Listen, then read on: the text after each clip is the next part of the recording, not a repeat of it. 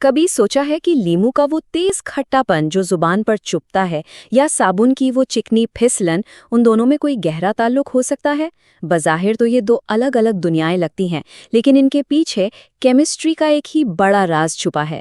آئیے آج اسی راز سے پردہ اٹھاتے ہیں۔ تو ذرا ان دو تصویروں کو دیکھیں۔ ایک طرف قدرت کی تازہ نعمتیں ہیں، پھل جنہیں ہم کھاتے ہیں، اور دوسری طرف ہیں صفائی ستھرائی کی چیزیں جنہیں ہم استعمال کرتے ہیں، ایک کھانے کے لیے، دوسرا دھونے کے لیے۔ سوچنے کی بات ہے، ان میں آخر کیا چیز مشترکہ ہو سکتی ہے؟ تو سوال یہی ہے، کھٹے پھل اور پھسلنے والا صابن، ان کے پیچھے کون سی کیمسٹری کام کر رہی ہے؟ یہ صرف ایک دلچسپ سوال نہیں، بلکہ یہ ایک ایسا معمہ ہے جو ہماری روزمرہ کی دنیا کے کئی اصول سمجھا دے گا۔ چلیں اس معاملے کو حل کرنے کے لیے ایک سفر پر چلتے ہیں۔ ہم ذائقے سے بات شروع کریں گے، پھر کیمیکلز کی الگ الگ شخصیات کو سمجھیں گے، اور آخر میں دیکھیں گے کہ یہ ساری کیمسٹری ہمارے کچن سے لے کر باتھ روم تک ہر جگہ کیسے موجود ہے۔ تو چلیں کیمسٹری کی دنیا میں تھوڑا گہرا اترتے ہیں۔ ہر کہانی کی طرح اس کہانی کے بھی دو اہم کردار ہیں، ایک ہے تیزاب جسے ہم ایسڈ کہتے ہیں، اور دوسرا ہے اساس یعنی بیس، اور ان دونوں کی شخصیات ایک دوسرے سے بالکل مختلف ہیں۔ تو پہلے ملواتے ہیں تیزاب سے۔ تیزاب ایک ایسا کردار ہے جو پانی میں جاتے ہی سمجھیں کہ چھوٹے چھوٹے انرجی کے پیکٹس چھوڑتا ہے۔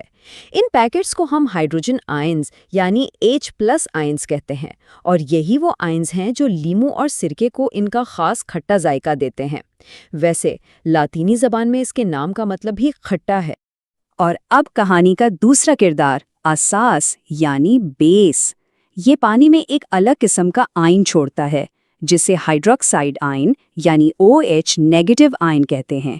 اس کا ذائقہ اکثر کڑوا ہوتا ہے اور یہ چھونے میں صابن کی طرح پھسلتا ہے۔ ہاں، ایک اور بات، جو اساس پانی میں آسانی سے گھل جاتے ہیں انہیں الکلی بھی کہا جاتا ہے۔ تو یہ بالکل ایسا ہے جیسے کیمسٹری کی دنیا کا ین اور یانگ۔ ایک طرف تیزاب جو H+ آئن دیتا ہے اور ذائقے میں کھٹا ہے، دوسری طرف اساس جو OH- آئن دیتا ہے اور چھونے میں پھسلنے والا۔ یہ صرف دو الگ کیمیکل نہیں، یہ دو بالکل مخالف طاقتیں ہیں۔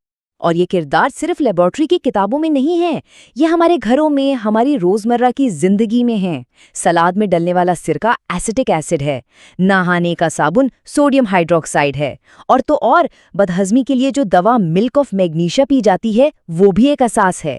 یہ کیمسٹری ہر طرف ہے۔ اچھا، تو کرداروں سے تو ملاقات ہو گئی، لیکن اب سوال یہ ہے کہ ہم یہ کیسے جانیں گے کہ کون کتنا طاقتور ہے؟ کیا لیمو کا رس اور گاڑی کی بیٹری کا تیزاب ایک جیسے ہیں؟ نہیں، بالکل نہیں۔ ان کی طاقت کو ناپنے کے لیے کیمسٹری کے پاس ایک بہت ہی زبردست پیمانہ ہے۔ تو کیمیا کے جاسوسوں کا سب سے پہلا اوزار ہے انڈیکیٹر، جیسے مشہور زمانہ لٹمس پیپر۔ یہ رنگ بدل کر ہمیں اشارہ دیتا ہے۔ اگر نیلا لٹمس پیپر سرخ ہو جائے تو سمجھے معاملہ تیزاب کا ہے، اور اگر سرخ پیپر نیلا ہو جائے تو اس کا مطلب ہے کہ ہم ایک اساس سے نمٹ رہے ہیں۔ بہت سادہ لیکن بہت مؤثر۔ لیکن صرف یہ جاننا کافی نہیں کہ کوئی چیز تیزاب ہے یا اساس، ہمیں اس کی طاقت کا بھی پتہ ہونا چاہیے، اور اس کے لیے ہم استعمال کرتے ہیں pH اسکیل۔ یہ 0 سے 14 تک کا ایک رنگین پیمانہ ہے جو ہمیں ہر چیز کی اصلی کیمیائی شخصیت بتاتا ہے۔ دیکھیں، اسے سمجھنا بہت آسان ہے۔ بالکل درمیان میں ہے نمبر 7 جو نیوٹرل ہے، جیسے صاف پانی۔ اگر ہم 7 سے نیچے جائیں تو چیزیں تیزابی ہوتی جاتی ہیں۔ نمبر جتنا کم ہوگا، تیزاب اتنا ہی طاقتور اور خطرناک ہوگا، اور اگر 7 سے اوپر جائیں تو چیزیں اساسی یعنی الکلائن ہوتی جاتی ہیں، اور یہاں نمبر جتنا زیادہ ہوگا، اساس اتنا ہی طاقتور ہوگا۔ تو اب آتا ہے کہانی کا سب سے دلچسپ موڑ۔ کیا ہوگا جب یہ دو مخالف طاقتیں، ہمارا تیزاب اور ہمارا اساس، آپس میں ٹکرائیں گی؟ کیا کوئی دھماکہ ہوگا یا کچھ بہت ہی حیران کن ہوگا؟ نہیں، کوئی دھماکہ نہیں ہوتا، بلکہ کیمسٹری کا ایک سب سے خوبصورت عمل ہوتا ہے۔ جب ایک تیزاب اور ایک اساس ملتے ہیں تو وہ ایک دوسرے کی طاقت کو بالکل ختم کر دیتے ہیں، وہ ایک دوسرے کو نیوٹرل کر دیتے ہیں، اور اس ملاپ سے بنتا ہے نمک اور پانی، دو بالکل سادہ اور بے ضرر چیزیں۔ یہ توازن کی ایک بہترین مثال ہے۔ और इसी शानदार अमल को केमिस्ट्री की ज़बान में न्यूट्रलाइजेशन रिएक्शन कहते हैं। ये एक बुनियादी उसूल है जिस पर हमारी ज़िंदगी की बहुत सी चीज़ें चल रही हैं।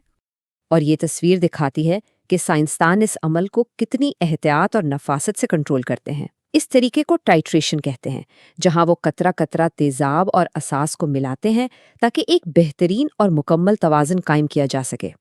तो ये सब तो हो गई लैब की बातें, लेकिन असल सवाल तो ये है कि इस सारी केमिस्ट्री का हमारी आम जिंदगी से क्या ताल्लुक है? ये सब जानना क्यों ज़रूरी है? यकीन करें, ये उसूल हमारी सोच से भी ज़्यादा हमारे करीब है। सीने में जलन या तेजाबियत का तजुर्बा तो अक्सर लोगों को होता है। ये दरअसल हमारे मैदे में तेजाब की ज़्यादती की वजह से होता है। और जब हम एंटासिड की गोली लेते हैं तो हम क्या कर रहे होते हैं? हम दरअसल एक असास खा रहे होते हैं जो मैदे में जाकर इस फालतू तेजाब को न्यूट्रलाइज कर देता है और हमें फौरन सुकून मिल जाता है। ये है न्यूट्रलाइजेशन इन एक्शन। या ये मिसाल देखें, अगर कभी भड़ काट ले तो उसका डंक असासी यानी एल्कलाइन होता है। तो इसका सबसे आसान इलाज क्या है? कोई भी कमज़ोर तेजाब जैसे कि सिरका लगाने से डंक का असर फौरन न्यूट्रलाइज हो जाता है और दर्द में कमी आ जाती है। ये केमिस्ट्री का एक छोटा सा घरेलू टोटका है। और सबसे बड़ी मिसाल हमारा टूथपेस्ट। हर रोज़ हमारे मुंह में मौजूद बैक्टीरिया तेजाब बनाते हैं जो हमारे दांतों को नुकसान पहुंचा सकता है।